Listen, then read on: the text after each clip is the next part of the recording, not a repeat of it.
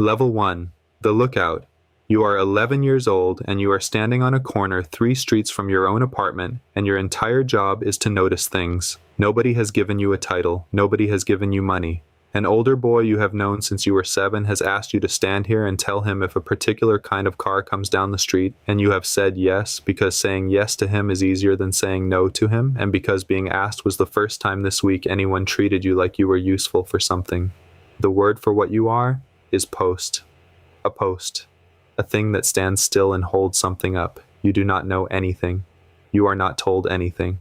If you are picked up by police at 11 years old with no drugs on you and no weapon on you, you have committed no crime worth charging, which is exactly why an 11-year-old is standing here instead of the 23-year-old who asked you to. That is the lesson of level 1, and it is the one nobody says out loud. You were not recruited for your loyalty or your violence or your talent. You were recruited because you were legally cheap. The organization you have just joined the outer edge of understands the juvenile system better than you understand your own street, and it has decided your age is a resource. Before we go up, one thing has to be said, because the rest of this does not make sense without it. This organization did not begin as a criminal empire. It began in Los Angeles in the 1980s, among teenagers whose families had fled a civil war in El Salvador, in neighborhoods where other established gangs were already waiting for them. It began, as most of these things begin, as a group of frightened young people deciding that the only protection available was each other. What it became is the subject of this video. What it started as is a refugee story, and forgetting that makes the whole thing easier to misunderstand. Level 2, the paro. You are 13, you are running errands now. A paro is a hanger-on, a helper, a kid who is around. You carry a phone from one person to another. You hold something for 20 minutes and hand it back. You are sent to buy food. You are still not a member of anything, and if you asked whether you were in, the answer would be a laugh. What has changed is that you are now known. There is a set of adults who recognize your face, use your first name, and expect you to be reachable. That sounds small. It is the entire mechanism. Because the way out of level 1 was simply to stop going to the corner. The way out of level 2 is to explain yourself to people who now consider your time to be partly theirs. Nobody threatens you. Nobody needs to. You have simply moved from being a boy who did a favor to being a boy who is counted on, and the cost of disappointing people who count on you feels, at 13, enormous. That is the lesson of level 2. Nothing is signed. There is no ceremony and no oath at this stage. You are held in place by obligation, which is cheaper than fear and works better. Level 3. Observation. You are 14 or 15 and you are being watched. This is a real stage and it has a name. Before anyone considers you for membership, you spend a period under observation. Observation, where the only thing being assessed is whether you can be relied upon, not whether you are brave, not whether you are violent, whether you do what you said you would do on the day you said you would do it without being reminded. So they test it. Small things. Be at a particular place at a particular time and wait, hold something, and produce it intact a week later. Say nothing about a thing you saw. And here is the part that is genuinely strange and genuinely important. Almost everything they are testing for is a virtue.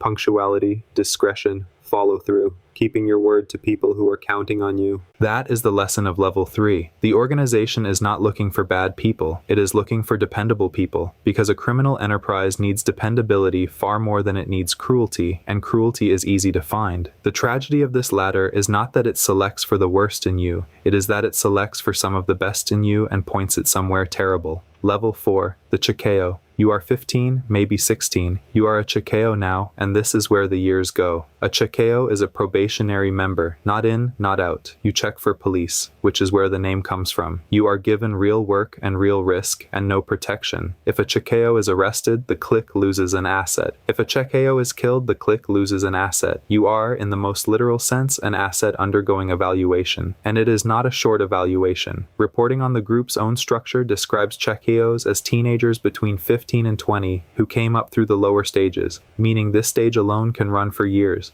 It is common to describe a chequeo needing something close to 6 years before full membership is even discussed. 6 years. Between 15 and 21. The entire period in which a person decides what they are. You will spend it doing unpaid, unprotected, deniable work for a group that has still not agreed to call you a member, and you will spend it believing you are almost there because almost there is the most effective position anyone can be held in. That is the lesson of level 4. The long probation is not a delay before the reward. It is the product. By the time they decide about you, you will have no other life to return to, no qualifications, no clean record, and no friends outside the group who still call. The waiting is is what removes your alternatives, and a person with no alternatives does not need to be controlled. Level 5, the homeboy. You are 20 or 21. This is the door, and it only opens one way. To become a homeboy, a full member, a homie, is the thing you have spent 6 years being told is the point of everything, and the requirements are not administrative. Reporting on the organization's internal standards describes a chequeo needing to have proven he can live off the group's businesses and extortion, and to have demonstrated total commitment. In practice, accounts of that final threshold describe a requirement to have killed. I am going to be plain about this rather than dramatic, because dramatic is how this gets made to look like a film. There is a moment at around 20 years old where a person who has been told for 6 years that he is nearly a member is informed what the last step is. He has no other career, no other friends, no clean record, and no way to explain to anyone why he is walking away at the final stage. Everyone he knows is on the other side of that step, and the step involves ending somebody's life. Almost every incentive that has been carefully built into the previous 4 levels exists to make that particular moment feel like a formality instead of a decision. That is the lesson of level 5, and it is the only one in this video that matters more than the others. Every level before this one was reversible. This one is not. Not legally, because homicide has no statute of limitations. Not practically, because you now hold information that makes you dangerous to the people above you. Not personally, for reasons that do not need explaining. The 6 years of waiting were the mechanism. This is what they were for. Level 6, the soldier. You are in, and what you have won is a job. A full member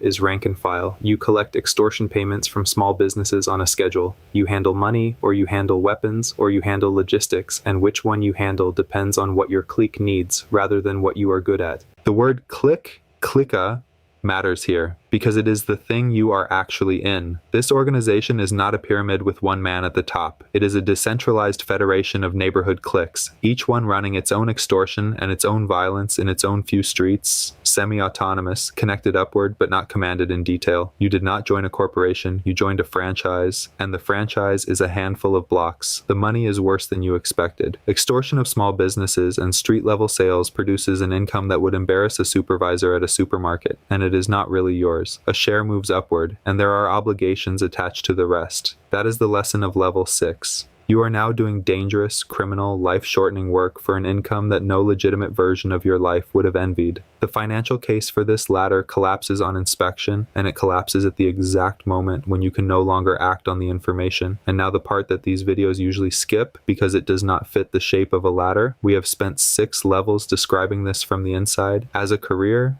which is how the person climbing it experiences it. So it is worth stopping to say clearly who is on the other end of the work, because the answer is not abstract, and it is not who most people assume. The businesses being extorted at level 6 are small ones: a bakery, a bus route, a market stall, the kind of business where a weekly payment is the difference between a family's month working and not working. The people being threatened are overwhelmingly from the same communities the gang recruits in, the same neighborhoods, the same countries of origin, frequently the same extended families. In El Salvador, in Los Angeles, on Long Island, the overwhelming majority of the people harmed by this organization are Salvadoran and Central American. That is not a footnote. It is the central fact, and it destroys the story the ladder tells about itself. Nobody at level 6 is defending a community from anything. The community and the victim are the same thing, and the officers, detectives, and prosecutors working these cases come from the same places. The idea that this is one group of people against another group of people is not a moral simplification. It is a factual error, and it happens to be the error the organization most benefits from you making. Level 7, the second word. You are in your mid-20s. Some people above you have gone to prison, and some have died, and this is how you have been promoted. You are segunda palabra now. Second word, second in command of your clique. The title is literal. In a clique's decision-making, yours is the second word, and the job is administration. You keep the collection schedule. You know which businesses have paid and which have not. You know where the weapons are and who has them. You resolve small disputes so they never have to go upward. You are, functionally, a middle manager whose product is compliance. Here is what has actually changed, and it is not status. Everything you now know is prosecutable, where things are kept, who did what and when, and on whose instruction. You have moved from being a person who committed crimes into being a person who can testify about an enterprise, and those are entirely different legal categories. That is the lesson of level 7. The promotion you just received made you more useful to the organization and vastly more valuable to a prosecutor on the same day. Nobody mentions the second part.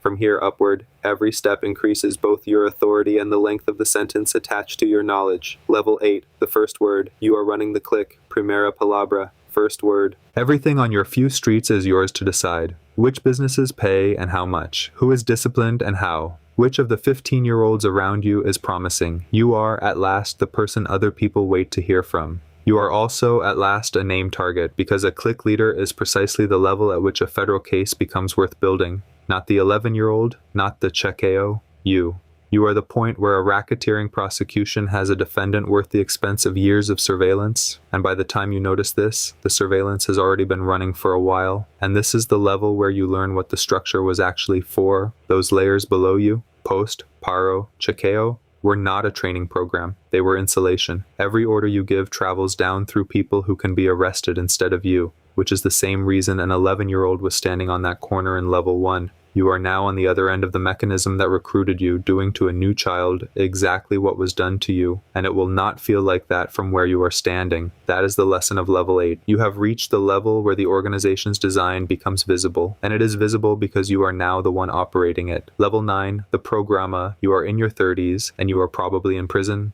Both of those things are part of the job description. Above the individual clique sits the programa, a program, a cluster of cliques grouped together under a leadership that coordinates across neighborhoods. This is where a local operation becomes a regional one, and it is where something genuinely strange about this organization becomes clear. Leadership at this level is frequently exercised from inside a prison, not interrupted by prison, exercised from inside it. Program-level figures direct cliques on the outside through visits, through phones, through messages carried by people whose sentences are ending. Incarceration is not the end of a career here. For a large part of this hierarchy, it is where the career is conducted. Think about what that means about the thing you have climbed. In almost any other organization, being imprisoned is the failure state. In this one, it is a normal condition of senior management priced in and planned around. That is the lesson of level 9. You have been promoted into a role whose ordinary working conditions are a cell. The rewards at the top of this ladder are not freedom or money or safety. The reward is authority, and authority here is the ability to be obeyed by people you will not see again. Before the last level, the question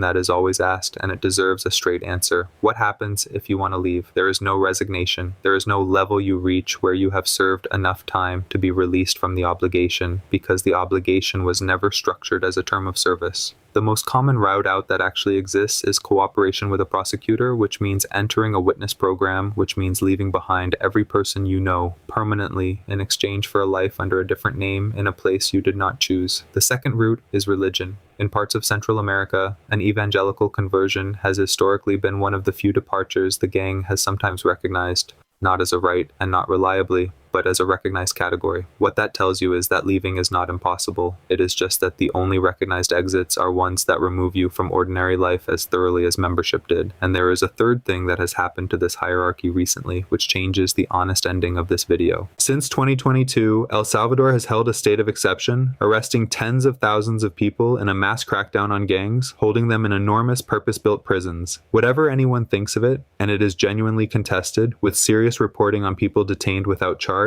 the practical effect on the structure described in this video has been severe. The ladder still exists, but the assumption that the top of it is survivable has stopped being safe. Level 10, the ranfla, you are at the top. There is no higher rung, and this is what the top is. The ranfla national is the senior council, the small group at the head of the whole structure, setting strategy, arbitrating disputes between programs, and negotiating with political actors when governments decide there is something to negotiate. It is the closest thing this decentralized federation has to a national leadership. Its members are in prison. That is not a recent misfortune, it is the ordinary condition of the role. And in recent years, the United States has charged the highest ranking of them, not with racketeering, but with terrorism offenses, which is a category chosen deliberately, and which carries what it sounds like it carries. So here is the summit described accurately. You are in your 40s or 50s. You have spent 30-something years ascending a hierarchy. You have arrived at the level where nations take you seriously enough to name you in indictments, and the practical content of your life is a cell, a small number of visits and instructions passed to people in a country you will not return to. Every level of this ladder was sold to the level below it as progress toward something. This is the something. There was never anything above it, and there was never a version of the top that involved walking around in the sunshine. That is the lesson of level 10, and it is the whole point of counting them out.